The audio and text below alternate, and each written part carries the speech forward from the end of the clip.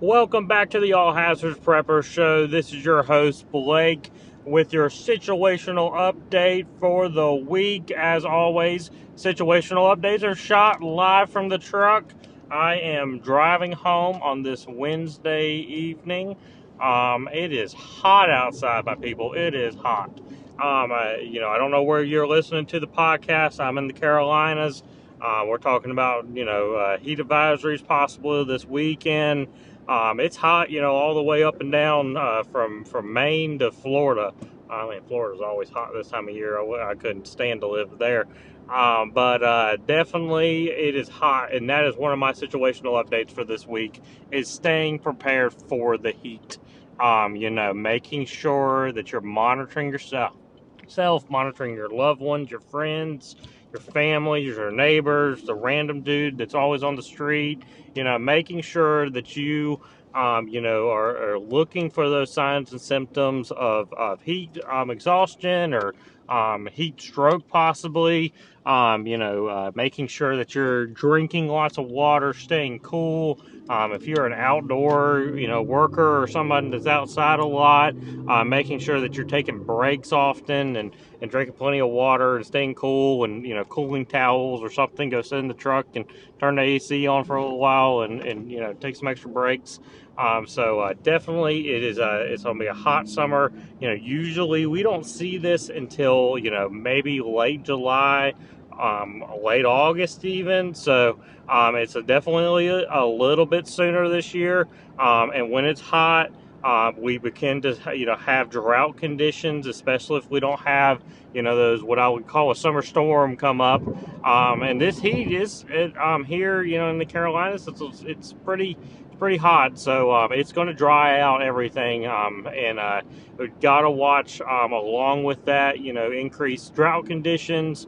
You might see, if this continues on through the summer, we don't see a lot of rain. You might see local municipalities, coming out with, water restrictions or whatever. I don't remember the last time we did that here, but I know our local National Weather Service office did put out a statement yesterday and a little graphic saying that there was, increased drought conditions.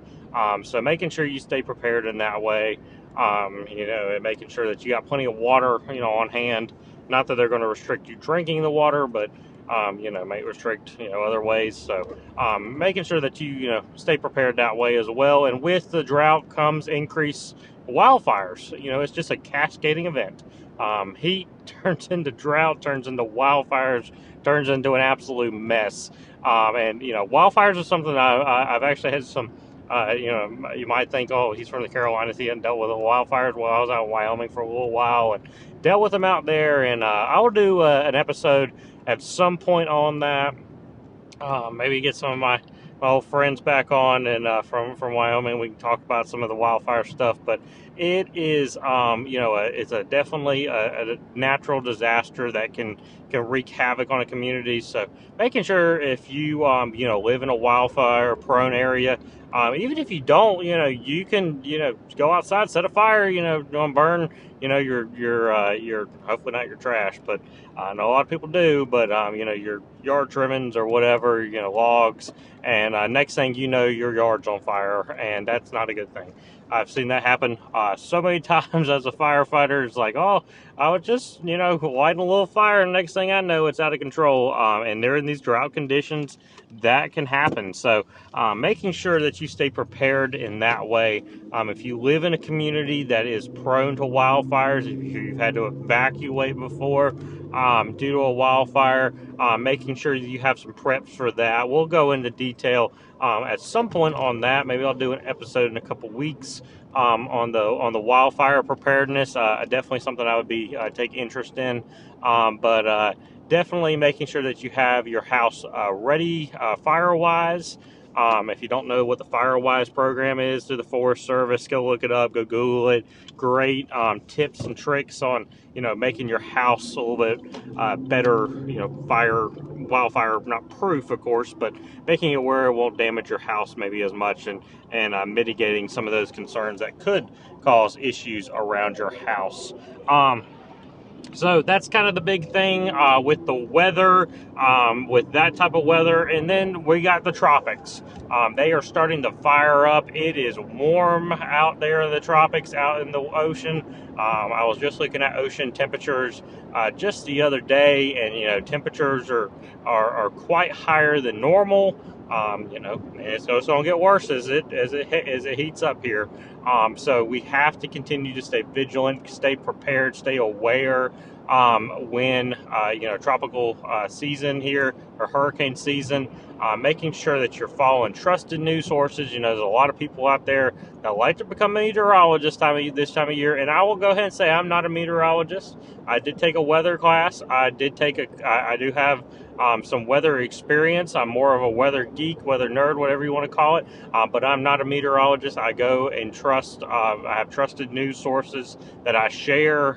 The National Weather Service, the National Hurricane Center.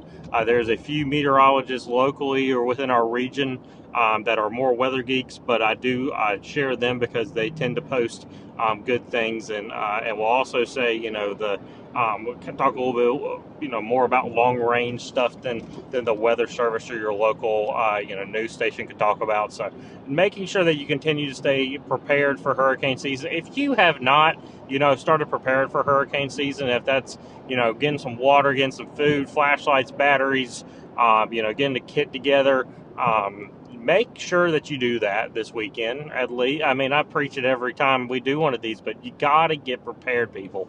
If and a lot of people say, well, I don't have the money, I don't have the time. You can spend $50 or less. Go into the Dollar Tree buying a lot of this stuff. And that way you have the leg up during a disaster. Now I understand some people financially cannot do it, and I understand that, but if you have the time and money, go and do it now.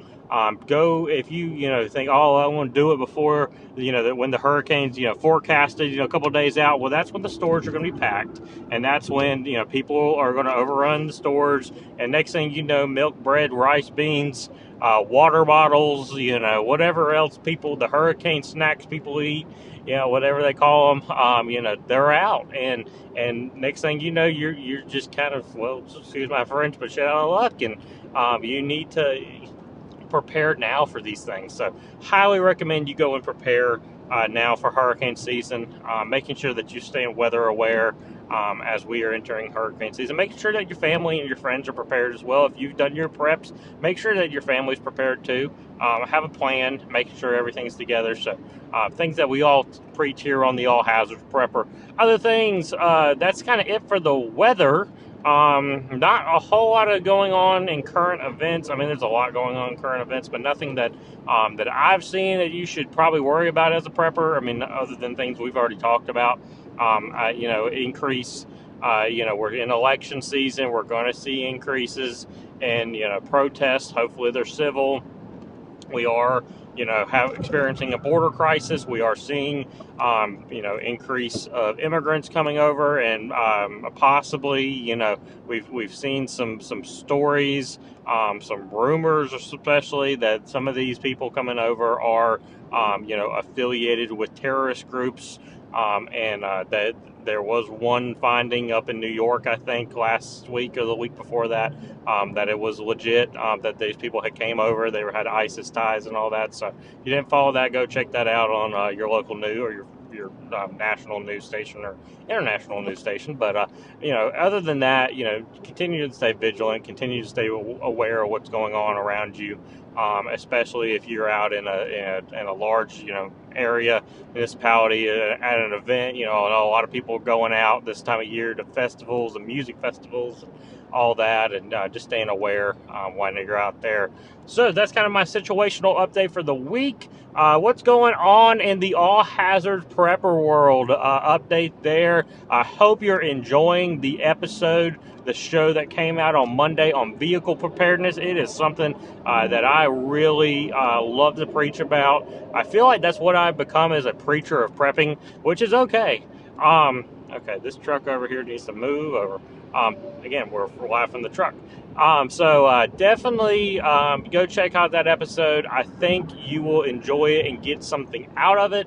I try to make content where you get something out of it, that you get some knowledge, get some ideas flowing in your head of what you might need to buy next time you're at the Wally World, or you're at Dollar Tree, Blake's favorite or Blake's favorite store. Or if you're out, somewhere else, some things to put in the truck or your car or whatever you drive. Drive a motorcycle. I mean, shoot, get some extra room in there. Maybe, put some things you might need in there as well. So, definitely go check out that show. Exciting news on the All Hazard Prepper show next week. We have our next special guest coming on, the emergency expert. He is a fellow emergency manager.